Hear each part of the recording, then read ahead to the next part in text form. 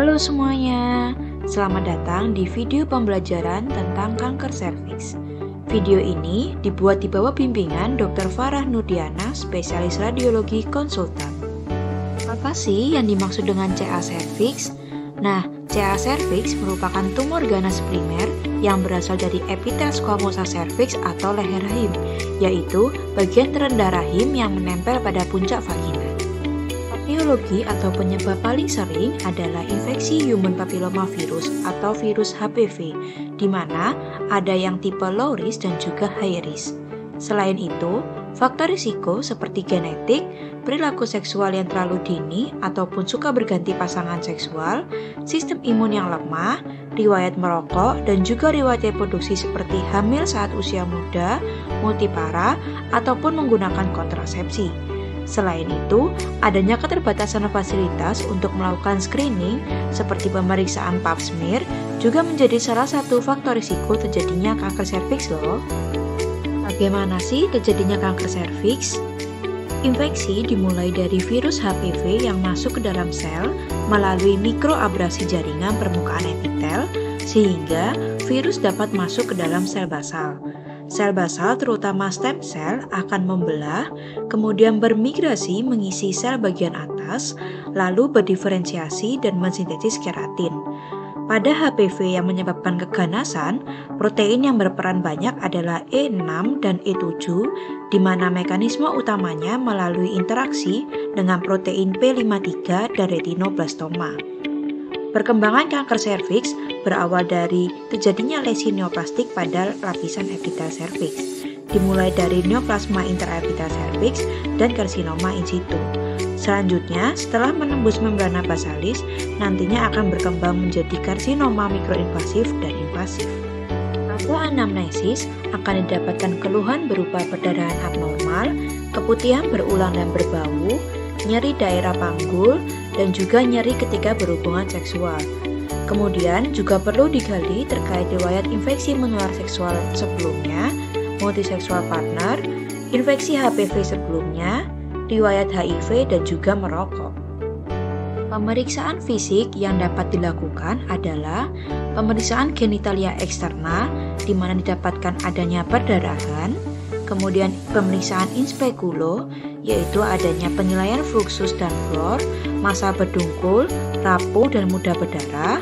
Kemudian pemeriksaan dalam atau VT, di mana teraba porsio dengan massa berdungkul, rapuh, mudah berdarah yang terbatas pada serviks.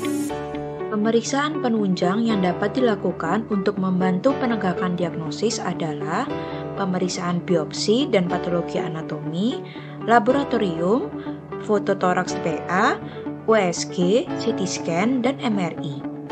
Sekarang kita akan membahas tentang pemeriksaan radiologi pada kasus CA serviks, di mana pemeriksaan secara radiografi diperlukan khususnya pada tumor stadium 1B atau di atasnya. Stadium kanker serviks dapat ditentukan berdasarkan kriteria dari Vigo. Pertama, kita akan membahas terkait pemeriksaan USG atau ultrasonografi, di mana pada pemeriksaan ini kita dapat melihat ukuran dan invasi tumor baik ke parametrium, ke dalam vagina maupun ke organ yang berdekatan.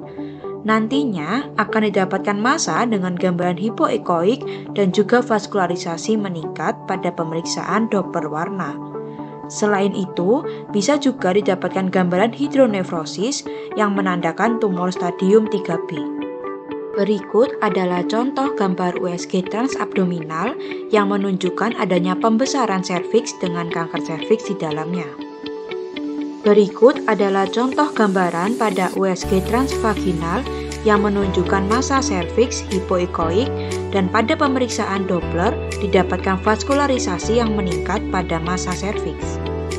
Selanjutnya adalah pemeriksaan CT scan, di mana pemeriksaan ini bertujuan untuk menentukan stadium lanjut, memantau metastasis jauh, merencanakan penempatan port radiasi, membimbing biopsi perkutan. CA serviks dengan tumor primer akan didapatkan gambaran hipodens atau isodens dibandingkan stroma serviks normal.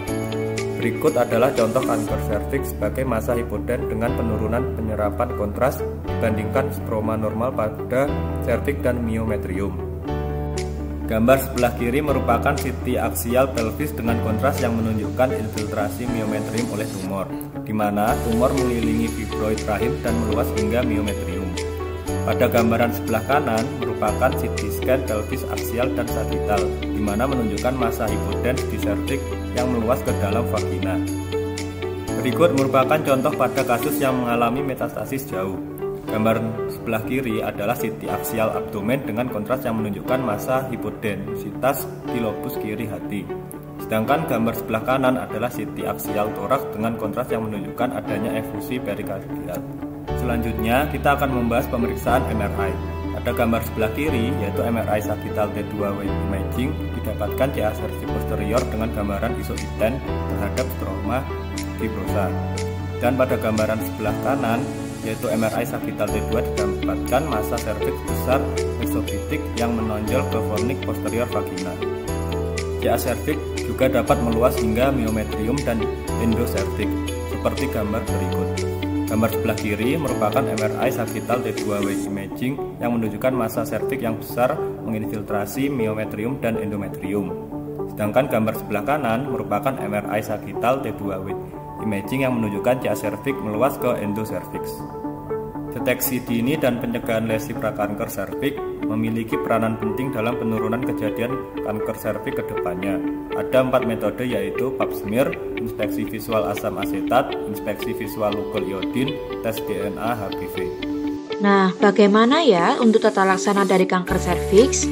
Jadi, untuk tata laksananya dapat ditentukan berdasarkan stadium kankernya. Bisa melalui pembedahan atau histerektomi, radioterapi, radiasi eksterna, ataupun brachyterapi. Untuk radioterapi itu sendiri terbagi menjadi 3, yaitu radioterapi definitif, adjuvan, dan paliatif. Berikut adalah referensi dari video pembelajaran kali ini. Sekian dari kami, semoga bermanfaat. Terima kasih.